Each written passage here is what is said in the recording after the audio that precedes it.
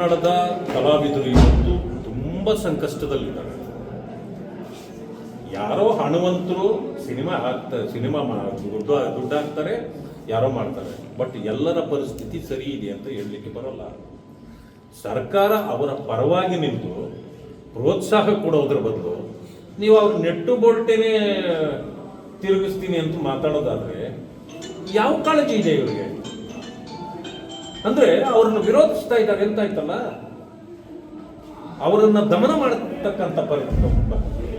ಆ ಕಾರಣದಿಂದ ದಯವಿಟ್ಟು ಇಂಥವುಗಳಿಗೆ ಅವರೆಲ್ಲ ಈ ಸರ್ಕಾರ ಕೈ ಹಾಕಬಾರ್ದು ಅಂತ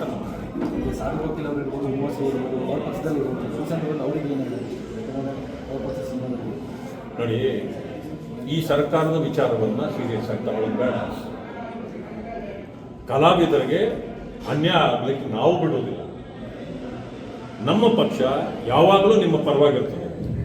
ಅಂದ ತಕ್ಷಣ ನೀವು ನಮ್ಮ ಪಕ್ಷಕ್ಕೆ ಸಪೋರ್ಟ್ ಮಾಡಿ, ಇಲ್ಲ ಅಂದ್ರೆ ನೆಟ್ಟು ಬೋಲ್ಟು ತಿರುಗಿಸ್ತೀವಿ ಅಂತ ಹೇಳೋದು ಮಾಡಿ.